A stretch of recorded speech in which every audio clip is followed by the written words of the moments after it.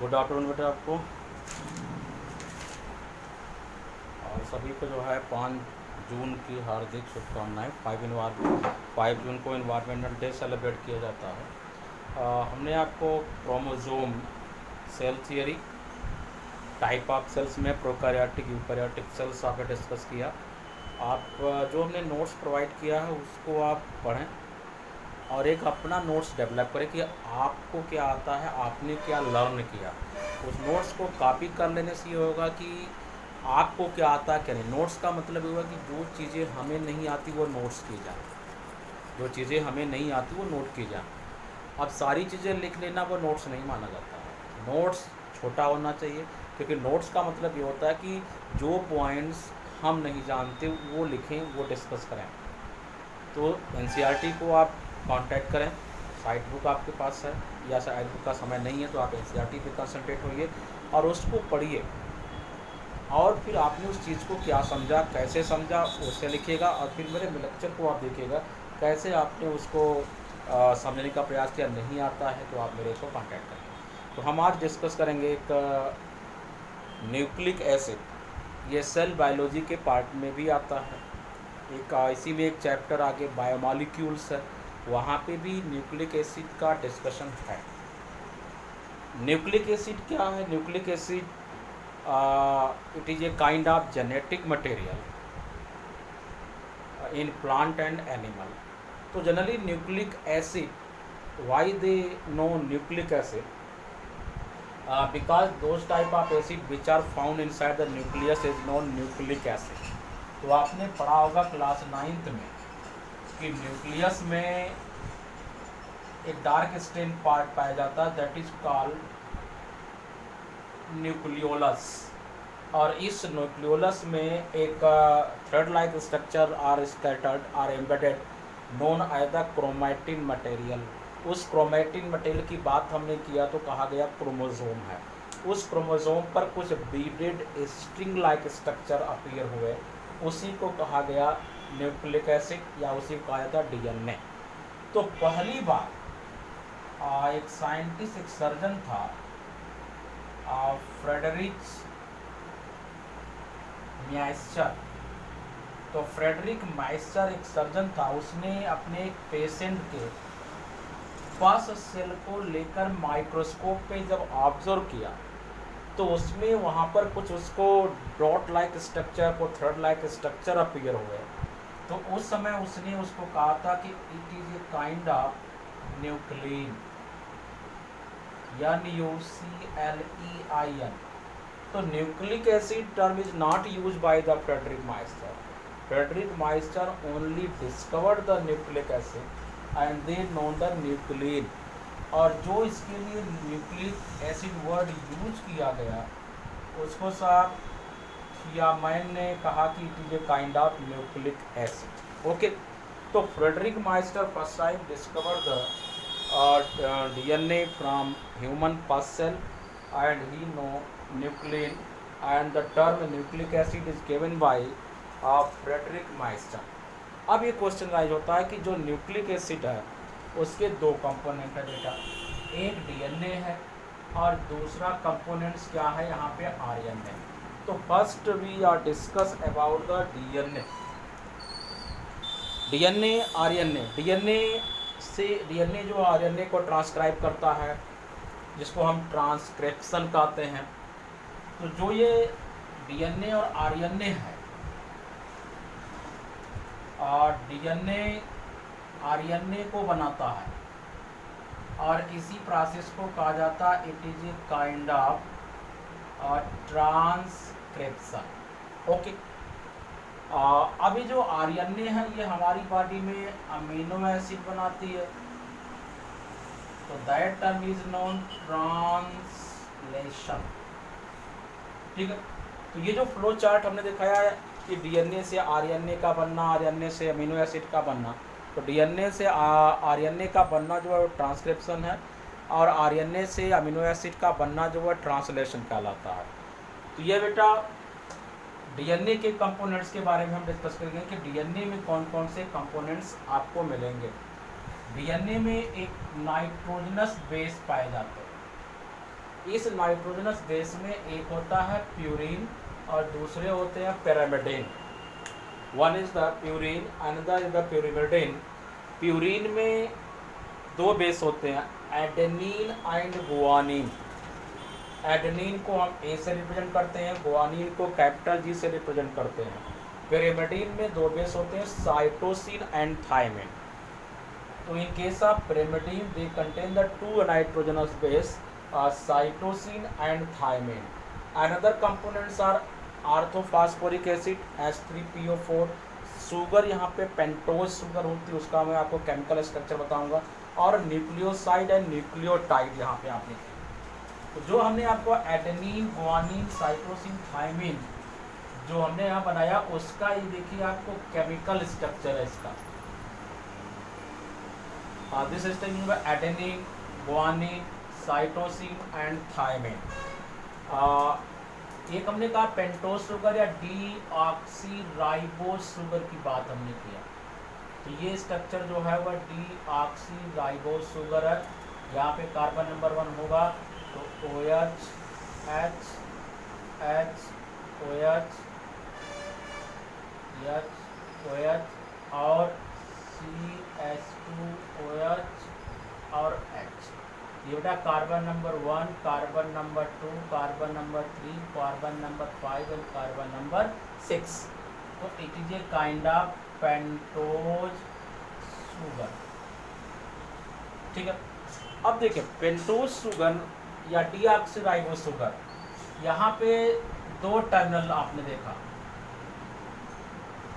जो कार्बन 5। ठीक है, अगर कोई कंपाउंड कार्बन नंबर 3 पर जुड़ता है तो उसको कहा जाएगा ये कार्बन 3 पुकर है। This is known carbon 3 pucker. Means ये जो कोई जो फंक्शनल ग्रुप है वो कार्बन नंबर 3 से अटैच होता है तो वो कार्बन 3 टर्मिनल माना जाएगा।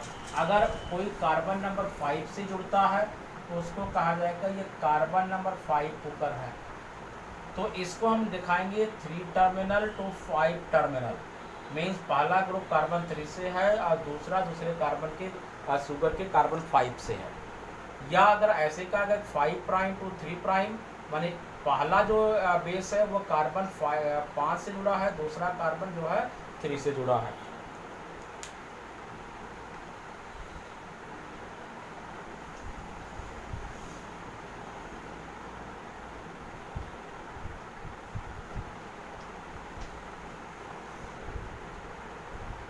जैसे नेक्स्ट है इसमें न्यूक्लियोसाइड क्या है।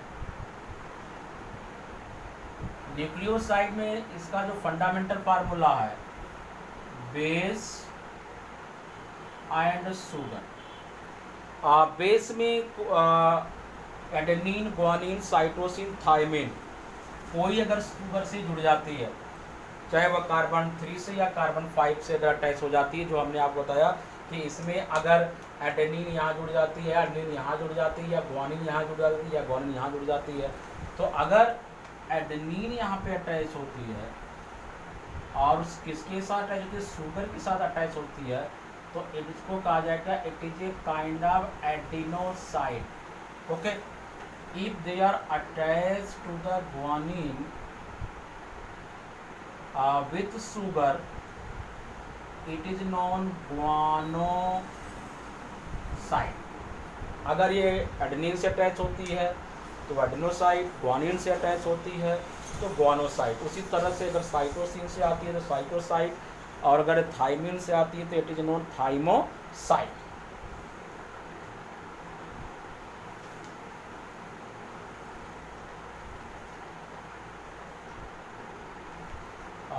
इसके बाद आता है nucleotide. What is the nucleotide? कहा जाता है कि DNA is a polymer of nucleotide. जो डीएनए है उसमें एक नहीं, number of molecule are attach to each other, are link to each other. Formation of a complex compound is known polymer. तो जब नंबर ऑफ मॉलिक्यूल किसी organic compounds में आके जुड़ जाते हैं तो उसको हम पॉलीमर कहते हैं। पॉलीमर का जो फंडामेंटल प्रिंसिपल है देखिएगा, इसमें बेस अटैच होंगे प्लस शुगर और प्लस H3PO4 आर्थोफॉस्फोरिक एसिड। ठीक है, सपोज दैट हम आपको एक जनरल फार्मूला बता रहे हैं, ये शुगर है और शुगर में यहाँ पर एडेनिन जुड़ता है और एडेनिन से जब जुड़ेगा तो थायमीन जुड़ता है। आगे बताएंगे कि ए के साथ टी और जी के साथ टी जुड़ता है, ए प्लस टी और जी प्लस सी, तो ए के साथ टी जुड़ेगा और जी के साथ सी जुड़ता है। दूसरा बेस है, यहाँ पे ये भी शुगर के साथ अटैच होगा, ये देखिए ये कार्बन नंबर 1 है, कार्बन नंबर 2 है, कार्बन नंबर 3, कार्बन नंबर 3 के OH से आर्थोफॉस्फोरिक का OH ग्रुप जुड़ गया, वाटर मॉलिक्यूल निकल गया। जैसे देखें ये है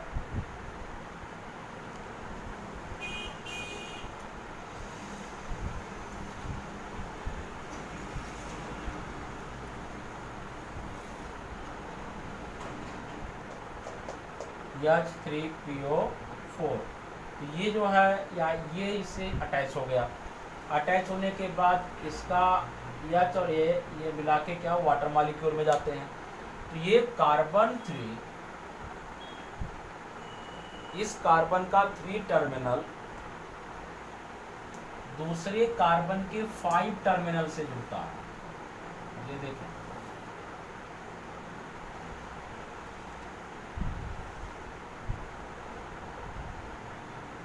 ठीक है, तो ये कार्बन नंबर 4 था, ये कार्बन नंबर 5, ये हो गया कार्बन नंबर, ये C5 से जुड़ा और ये कार्बन नंबर 3 से। और फिर क्या होता है कि ये एंड जो है ग्वानिन और साइटोसिन के साथ जुड़ता है और फिर यहाँ पे ये जो टर्मिनल है वह इसके साथ जुड़ता है और इसका जो कार्बन 3 है वह इस कार्बन 5 के साथ लिंक हो जाता है। तो यहाँ पे अगर आप देखें तो ये बनता है शुगर, फिर फास्फेट और फिर क्या जुड़ा है बेटा, शुगर। तो शुगर फास्फेट शुगर, तो इस बॉन्ड को कहा जाता है कि it is a kind of phospho disaster bond. ठीक है, तो ये जो है एक न्यूक्लियोटाइड है और इसी में हम N लगा देंगे तो ये पॉली न्यूक्लियोटाइड होगा। तो DNA is a kind of poly nucleotide. तो हमने कहा कि बेस शुगर फास्फेट, तो बेस शुगर फास्फेट ये मिलकर क्या करते हैं, एक न्यूक्लियोटाइड का फॉर्मेशन करते हैं। और न्यूक्लियोटाइड में जो ये बेस होते हैं ए और टी और जी और सी, इनके बीच जो बॉन्ड होते हैं वह हाइड्रोजन बॉन्ड होते हैं। ठीक है, तो ATGC, AT के बीच डबल बॉन्ड और GC के बीच ट्रिपल बॉन्ड बनते हैं और वो हाइड्रोजन के कम्युनिकेशन के कारण ऐसा संभव हो पाता है। तो इनके बीच क्या होता है, हाइड्रोजन और डबल बॉन्ड, इनके बीच ट्रिपल बॉन्ड बनता है। तो it is a kind of nucleotide. अगर आप एडेनिन का बनाते हैं, जैसे हमने कहा कि ये एडेनिन हमने जोड़ दिया, प्लस शुगर कनेक्ट हो जाती है, प्लस H3PO4 है, तो it is a kind of adenotide. जैसे आपने पढ़ा होगा ATP, adeno tri nucleotide phosphate. तो ATP is a kind of nucleotide, GTP, UTP, CTP ये सभी प्रकार के न्यूक्लियोटाइड हैं।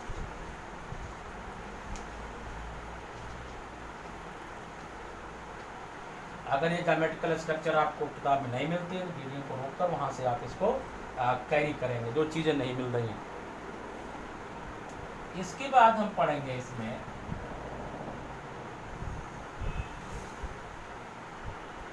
Charagaff's rule। What is the Charagaff's rule? ये थोड़ा सा this rule are related to the ATGC ratio and their nature which define the double strand or single strand of DNA, जो single या डबल स्ट्रैंड का formation करते हैं, कैसे ATGC के साथ जुड़ता है, तो उससे रिलेटेड कुछ चारगार्फ ने रूल पब्लिश किया। उसने ये बताया कि इन ए DNA strand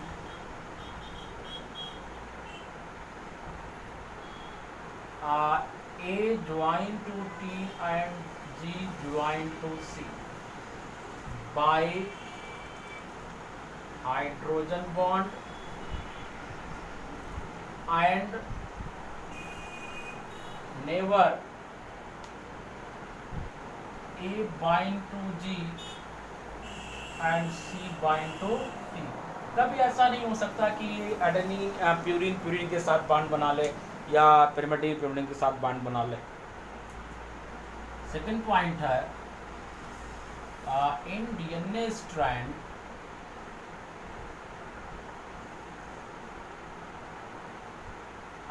ratio of A plus T plus G plus C और 100, ठीक है। मीन्स ये हुआ कि जो A plus T upon G plus C है, ये 100% के 100 इनका वो होना चाहिए, इनका टोटल अमाउंट। इसमें कंडीशन है कि if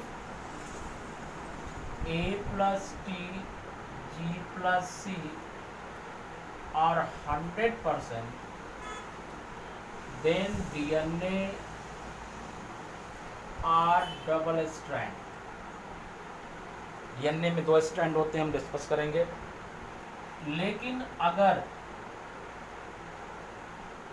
if A plus T and G plus C are not 100%, then DNA are single strand DNA, ठीक है बेटा। तीसरी बात कर रहा है कि इन DNA amount of A is equal amount of T and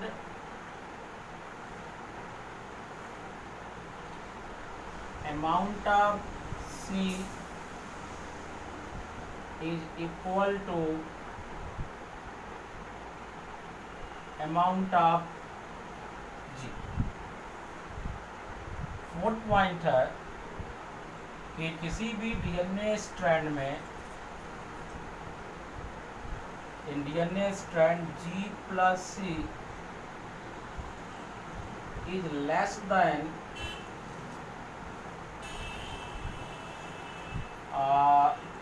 ratio of A plus T, then DNA are least thermostable।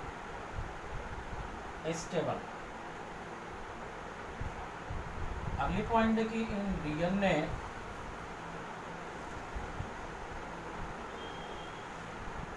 amount of G plus C is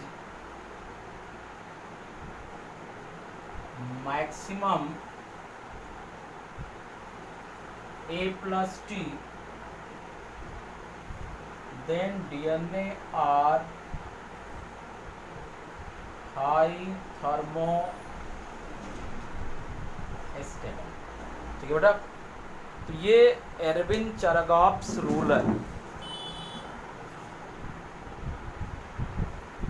इस एरविन चारागाफ्स रूल के अकॉर्डिंग जो DNA का कंपोजिशन है वो ये decide करता है कि A plus T और G plus C किस अमाउंट के साथ रहेंगे।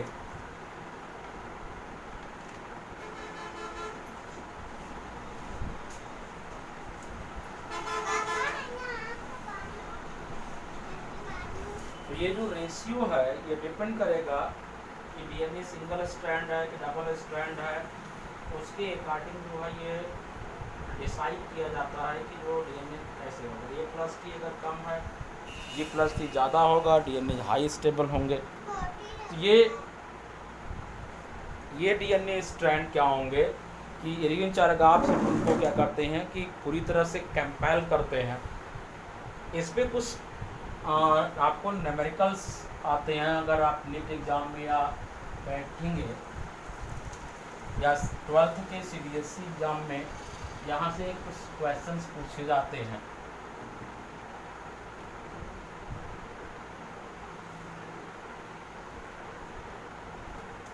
जैसे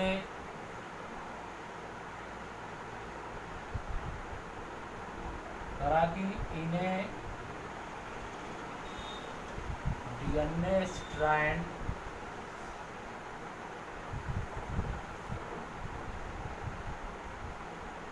adenine are 20%, then calculate amount of G+C and nature of DNA। देखिए ना, करा कि DNA ए फार्मूला मेरा A+T G+C = 100, ये मेरा फार्मूला है। इसमें एडेनिन का अमाउंट दिया है 20। तो जब A बराबर T, amount of A = T और T अमाउंट = A, तो जब A 20% है तो T कितना हो गया बेटा 20। ये हो जाएगा 20 + 20 + G+C = 100। ये आपका हो गया 40, G+C = 100, तो G+C = 100 - 40, तो G और C का अमाउंट कितना हो गया 60। ठीक, अगर आप ऐसे नेचर बताना चाह रहे हैं तो A+T + G+C, तो A+T का अमाउंट 40 है, G+C का अमाउंट कितना है 60 है। तो आप यहाँ देख रहे हैं किसका अमाउंट ज़्यादा है, G+C का अमाउंट ज़्यादा है, और टोटल एडिशन पे कितना था 100। तो ये क्या होगा कि हाई थर्मोस्टेबल होंगे और डबल स्ट्रैंड DNA होंगे। क्लियर? ये हाई थर्मोस्टेबल होंगे, उसका एक रीज़न ये है कि इनका अमाउंट्स जो है पैरामीटर उससे ज़्यादा हो रहा है।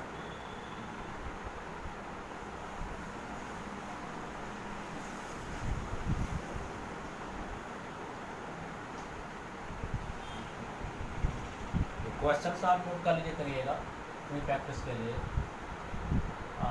इन DNA helix G+C are 40, then calculate amount of A+T and nature of DNA। ठीक,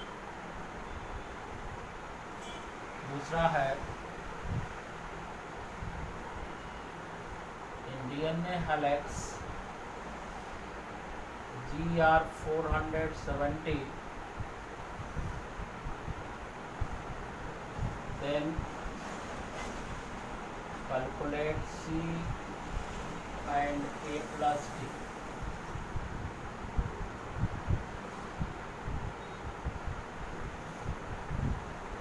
in a cell 10,000 nucleotide of G+C are found,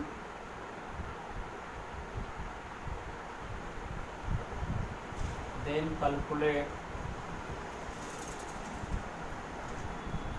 nucleotide of A+। ठीक है, नोट करके जिस मैंने बताया उस प्रैक्टिस पे आप रहेंगे।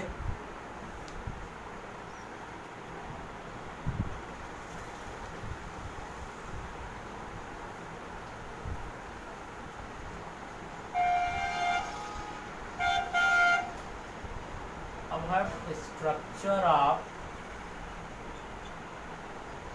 डीएनए की बात हो, स्ट्रक्चर ऑफ डीएनए का एक जो मॉड्यूल हम आपको बता रहे हैं उसका स्ट्रक्चर आप ड्रा करेंगे,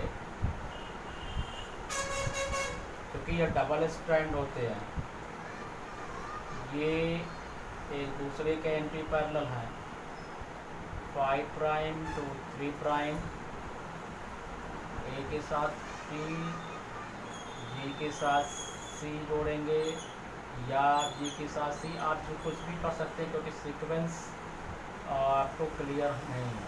इसके साथ भी तो 1 2 3 4 5, तो अगर आप डीएनए के बेसिस पर आप इसको दिखाएंगे तो आपको बताएंगे 5 प्राइम ये ख़त्म होगा, 3 प्राइम और ये 5 प्राइम, यहाँ से यहाँ तक इसकी डिस्टेंस आप कंप्लीट होगी 34 एंगस्ट्रॉम और ये डिस्टेंस आप लेंगे 20 एंगस्ट्रॉम। ठीक है, इसको आज देखते रहिए।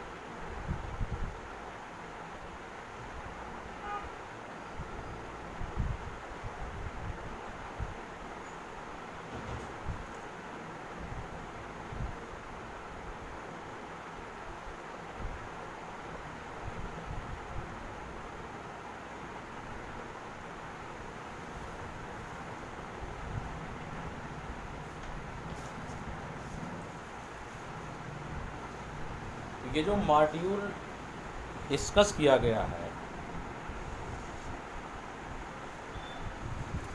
क्योंकि डीएनए स्ट्रक्चर को टाइम टू टाइम कई साइंटिस्ट ने एक्सप्लेन किया, विल्किन फ्रैंकलिन और रोजलिन फ्रैंकलिन। रोजलिन फ्रैंकलिन उन्होंने कहा कि जो डीएनए है वो DNA is a kind of carton wool like structure. Carton wools का मतलब होता है कि जैसे रुई के फाइव होते हैं वैसे डीएनए होता है। इसके बाद विल्किन और फ्रैंकलिन ने क्या किया, डीएनए का एक डबल हेलिकल मॉडल डिस्कवर किया बाय द एक्सरे डिफ्रैक्शन। तो एक्सरे डिफ्रैक्शन के द्वारा पहली बार उसने बताया कि जो डीएनए है वो कहीं न कहीं वो हेलिक्स लाइक है, वो कहीं कहीं एज लाइक द लेडर सीढ़ीनुमा है। तो डीएनए का सबसे अप्रोप्रिएट मॉडल जो दिया अब वो है बेटा वाटसन एंड क्रिक मॉडल, जिसको हम पढ़ते हैं। तो ये जो मॉड्यूल्स हम आपको बताएं कि it is a kind of Watson Crick model. इसमें कहा गया कि जो डीएनए की स्ट्रैंड है वह एक दूसरे के अपोजिट रन करते हैं। तो ये 5 प्राइम टू 3 प्राइम जाएंगे, ये 3 प्राइम है तो ये यहाँ पे बेटा आएगा 5 प्राइम। तो एक 5 प्राइम टू 3 प्राइम, ये चला गया आपका 5 प्राइम। ये जो मॉड्यूल आप देखें ऐसे आप लेके आएंगे इसको, तो ये 5 प्राइम पे आएगा, इसका मॉड्यूल 5 प्राइम है तो ये मॉड्यूल इसका किस पे 3 प्राइम पे आएगा। ये मॉड्यूल जो हेलिक्स है ये ऐसे रन कर रही है यहाँ पे आ रही 3 प्राइम पर, और एक स्ट्रैंड में मीन्स टाइप ऑफ डीएनए की अगर बात करें तो DNA are A DNA, B DNA, C DNA dot dot Z DNA. तो डीएनए की जो टाइप्स मॉड्यूल्स बताए गए कि डीएनए को कई टाइप्स में डिवाइड कर दिया गया on the basis of helical pattern. तो एक साइंटिस्ट था रिस एंड प्लांट, और दूसरा साइंटिस्ट था उसने जिन्होंने डीएनए के बारे में स्टडी किया वाटसन क्रिक के बाद विल्किंस ने, जिन्होंने वाटसन और क्रिक को कोऑर्डिनेट किया था, तो उसने कहा कि जो डीएनए, मेजॉरिटी ऑफ जो डीएनए हैं अब वो बी टाइप के डीएनए होते हैं, और बी टाइप के जो डीएनए हैं और जेड टाइप के डीएनए हैं, जनरली इन्हीं का मॉड्यूल्स डिस्कस किया जाता है। तो ये जो दो डीएनए हैं वो डिफर हैं अदर डीएनए से। तो जनरली ये कंफर्म ये हुआ कि generally DNA are two type, B DNA and Z DNA. कहा जाता है कि जो बी डीएनए है उसमें डीएनए की जो कॉइलिंग है वह राइट हैंड साइड से स्टार्ट होती है, क्लियर। और जेड डीएनए में जो कॉइलिंग स्टार्ट होती है वह लेफ्ट हैंड साइड से स्टार्ट होती है। तो इसका मतलब ये हुआ कि जिसकी कॉइलिंग पहली कॉइलिंग आएगी, तो अगर ये लेफ्ट आया तो ये लेफ्ट हैंड साइड हो गया, ये लेफ्ट डीएनए। अगर ये कॉइलिंग पहले आ गई, नीचे चली गई, तो राइट हैंड हो गया। तो इसका मतलब क्या हुआ कि जो बी डीएनए है और बी डीएनए में राइट हैंड कॉइलिंग होती है और जेड डीएनए में लेफ्ट हैंड। तो मैक्सिमम डीएनए जो होते हैं वह बी डीएनए पाए जाते हैं। और बी डीएनए में जनरली जो बेस पेयर पैटर्न है वह 10 बेस पेयर पर टर्न। पेयर का मतलब ये हुआ ए और टी एक पेयर है, जी प्लस एक पेयर है, जी प्लस सी पेयर है, टी प्लस ए पेयर है। तो जब भी आप एग्जाम में डीएनए का स्ट्रक्चर बनाएंगे तो एक बात ध्यान देंगे कि अगर बी डीएनए बना रहे हैं तो पर हेलिक्स में 5 स्ट्रैंड ऊपर हैं तो 5 स्ट्रैंड नीचे हैं। और तो हर स्ट्रैंड ये नहीं कि आप बहुत ज़्यादा लाइनें खींच देंगे तो आपका डीएनए स्ट्रक्चर गलत हो जाएगा। तो इनकी जो डिस्टेंस है यहाँ से लेके जो हेलिक्स डिस्टेंस है वो हमेशा 20 एंगस्ट्रॉम मेजर की जाएगी।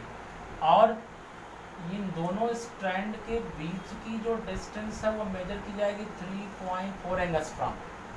और एक राउंड, एक देखिए ऐसे गया फिर ऐसे आके यहाँ पर, तो यहाँ पे आने के बाद इसने एक राउंड, एक टर्न कंप्लीट किया, जिसने कैरी किया 34 एंगस्ट्रॉम डिस्टेंस।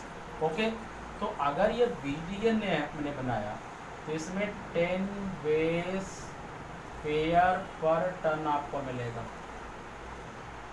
अगर ये जेडीएनए होता तो 12 बेस पर टर्न मिलता, ठीक है। तो मेजॉरिटी ऑफ डीएनए का आ गया बीडीएनए। अब यहाँ पे जहाँ पे ये क्रॉस करते हैं इसी को पिच, इनकी जो पिच एक्सिस है वो 10 एंगस्ट्रॉम की डिस्टेंस कैरी करता है, इनकी जो पिच एक्सिस, ठीक है। तो it is the structure of double helical structure of DNA which discovered by the Watson and Crick in collaboration of the Wilkin and Franklin on the basis of pattern of DNA helix, DNA are two type, Z DNA and B DNA, ठीक है। लेकिन कहा गया कि एक scientist था IISc Bangalore के we Shashi Shekharan, इसने डीएनए का एक दूसरा मॉडल दिया है RL मॉडल ऑफ डीएनए। उसने कहा कि एक ही डीएनए में दोनों कॉइलिंग होती है, राइट लेफ्ट दोनों पाई जाती है, तो क्यों आप मॉडिफाई कर रहे हैं कि दो स्ट्रक्चर बनेंगे, एक लेफ्ट बनेगा एक राइट बनेगा। तो इसमें ऐसा कुछ नहीं है कि दो स्ट्रक्चर्स यहाँ पे आपको मॉड्यूल्स पाए जाते हैं, तो इनका कोई मॉड्यूल्स या कोई अलग पैरामीटर्स नहीं है। तो इसमें दो ही प्रकार के जो आपके डीएनए जो बने वो दो प्रकार के नहीं, वो सिंगल टाइप के हैं, ठीक है। तो इसमें डीएनए का ये स्ट्रक्चर है। अब डीएनए का जो आपके करिकुलम है, जो आपके कोर्स में है, उसमें डीएनए के फंक्शंस आ जाएंगे। इसका डिटेल वीडियो अगर आप और इस वीडियो पढ़ना चाहते हैं, डीएनए डुप्लीकेशन है, डीएनए कैसे जेनेटिक मटेरियल है, तो मॉड्यूल आपको क्लास 12th में मिलेगा। और उस मॉड्यूल का डिस्कशन अगर आप अभी पढ़ना चाहते हैं तो मैं आपको वीडियो के 4th मैंने पढ़ा चुके हैं, वो आपको मिलेगा। लेकिन डीएनए में इतना ही चीज़ आपको क्लास 11th में है। डीएनए में जैसे रोल ऑफ डीएनए, पहला तो ये हो गया बेटा कि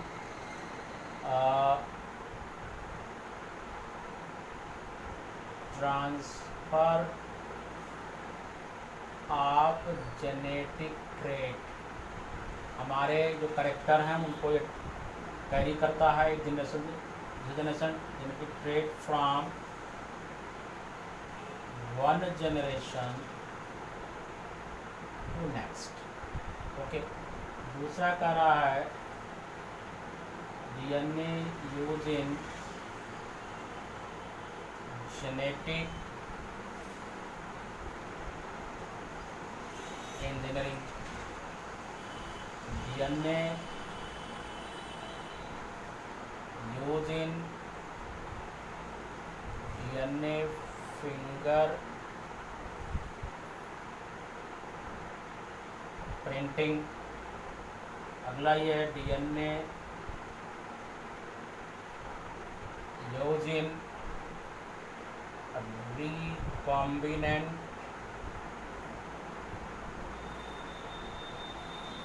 technology, DNA help in transcription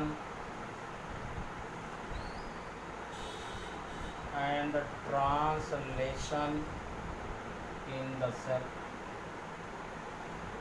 तो डीएनए का रोल हमारी लाइफ में है या हमारी बॉडी में इनका बहुत बड़ा रोल है। जो भी जेनेटिक एरर आते हैं, जो जेनेटिक म्यूटेशंस हैं, वो कहीं कहीं डीएनए से ही ह्यूमन बॉडी में आते हैं। तो डीएनए से अगर और ज़्यादा मैंने क्या पढ़ना चाहा तो मेरे 12th में है, वहाँ पे ज़्यादा है।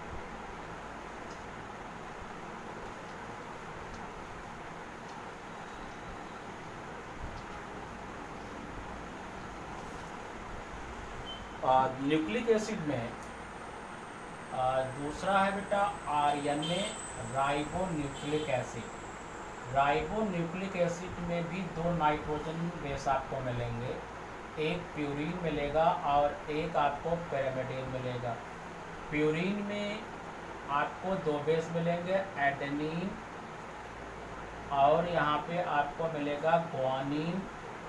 पैरामिडीन में आपको मिलेगा साइटोसिन और थायमीन की जगह पे यहाँ पे आपको एक अनदर बेस आ जाएगा यूरेसिल। तो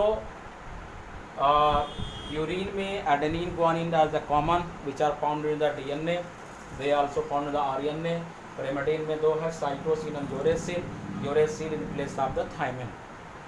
यहाँ पे ऑर्थोफॉस्फोरिक एसिड जनरली जो हमने डीएनए में डिस्कस किया था, यहाँ पे जो शुगर है वह राइबोस शुगर है, रिबोस शुगर आपको मिलेगी यहाँ पर।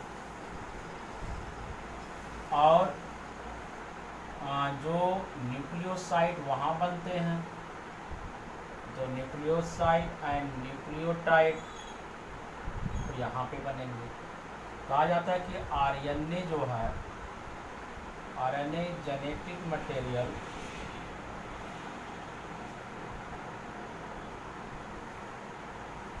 इन वायरस, बैक्टीरिया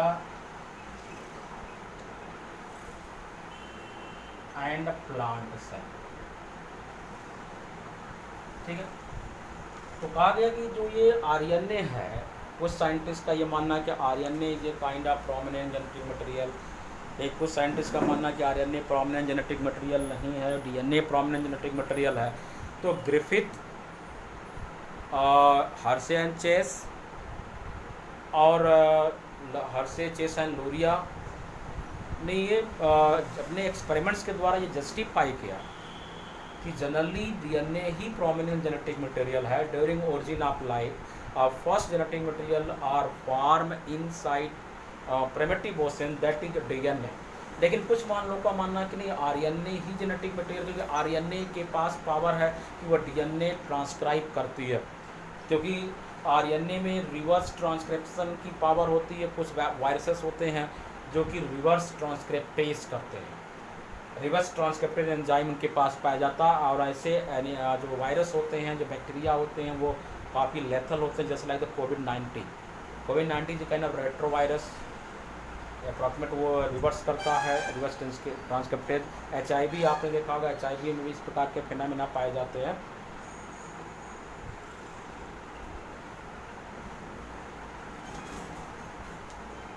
इसके बाद बेटा आरएनए में टाइप्स ऑफ आरएनए। आरएनए में एक टाइप है mRNA, that is called messenger RNA. और जो ये एमआरएनए है, इट इज लार्जेस्ट आरएनए। और Jacob and Monod discovered mRNA. ठीक है, mRNA encode amino acid by 61 genetic code. और जो ये एमआरएनए है, एमआरएनए हेल्प इन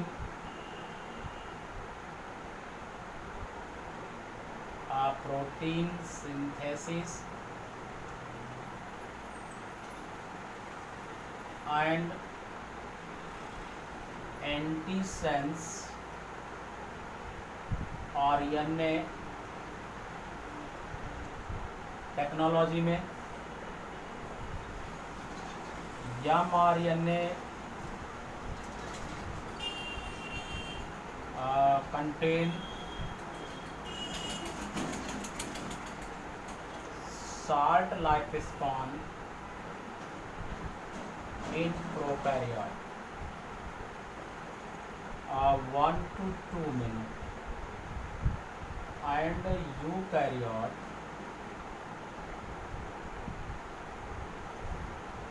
contain मल्टीपल ईयर या मल्टीपल आवर्स। ठीक है, और जो एमआरएनए होता है, एमआरएनए में 2 टर्मिनल होते हैं, 5 टर्मिनल टू 3 टर्मिनल। जो मैच्योर एमआरएनए की बात हो रही है, और इसी पर क्या होते हैं, जेनेटिक कोड होते हैं। और इसी एमआरएनए पे एक रीजन पाया जाता है जिसको कहता है यूपीआर, उसको कहा जाता है कि अनट्रांसलेशनल रीजन।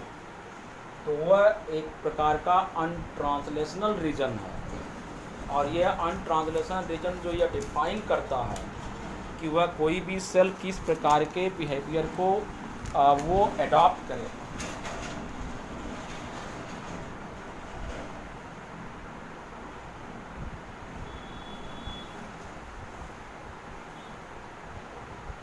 ठीक बेटा, और जो यह एमआरएनए है,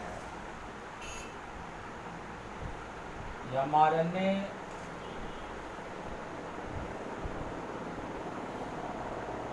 कैरी 1 कोडॉन, तब इसको बोलेंगे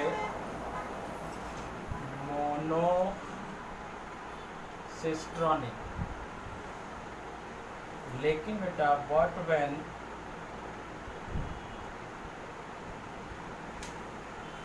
carry number of codon non polycistronic or इनफॉर्मोसोम। ठीक है, और जो ये टर्म इनफॉर्मोसोम है, इसको यूज किया था बेटा स्पर्लिन साहब ने। ठीक है, और ये टोटल आरएनए का 5 to 10% पाया था सर। तो ये आउटलाइंस हैं एमआरएनए के बारे में।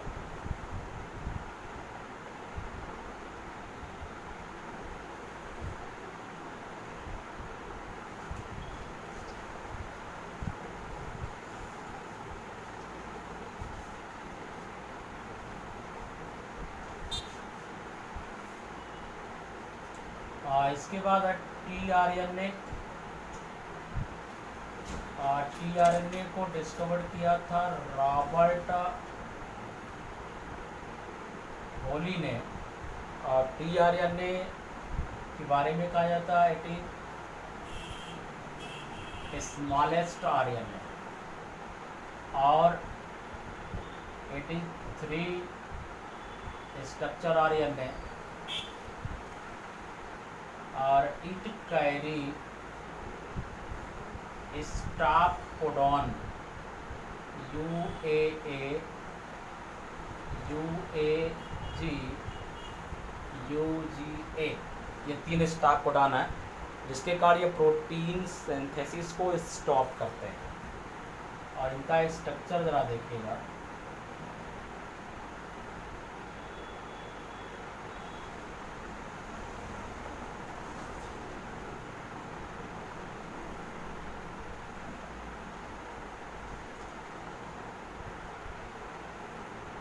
This is the codon site,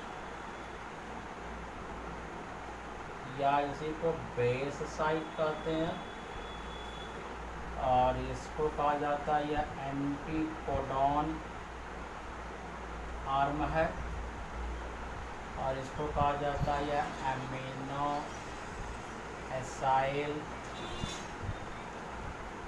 synthetase arm है, या कभी कभी इसको DHU आर्म कहते हैं।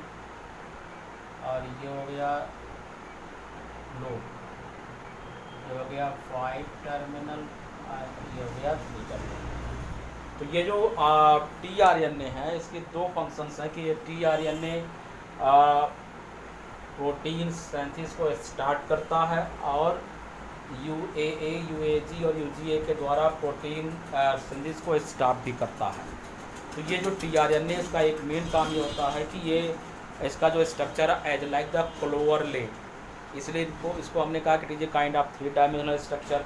सबसे स्मॉलेस्ट RNA माना जाता है, और टोटल RNA का 10 to 20% माना जाता है। और tRNA क्या करता है, टर्मिनेशन कोडॉन लाता है जो प्रोटीन सिंथेसिस को स्टॉप करता है। इसके बाद rRNA, राइबोसोमल RNA, इनका काम ये होता है कि ये सिंथेसिस ऑफ राइबोसोम का काम करते हैं, जो प्रोटीन को सिंथेसाइज करते हैं, तो ये सिंथेसाइज राइबोसोम करते हैं। और ये सबसे मैक्सिमम अमाउंट में पाए जाते हैं, लगभग 20 to 40% टोटल RNA का ये होते हैं। और एक होता है यहाँ पे HNRNA, that is called heterogenetic RNA। Heterogenetic RNA का मतलब हुआ कि the part of RNA which act as a genetic material. तो वह पार्ट जो RNA का वह पार्ट जो जेनेटिक मटेरियल की तरह वर्क करता है, उसी को कहते हैं कि ये काइंड ऑफ HNRNA। तो RNA का पूरा भाग तो जेनेटिक मटेरियल है नहीं, इसलिए कुछ भाग mRNA है, कुछ भाग tRNA है, कुछ rRNA है, कुछ snRNA है, और कुछ पार्ट जो है जेनेटिक में भाग लेता है, इसलिए उसे कहा गया यह HNRNA है। अब what is the difference between the RNA and DNA?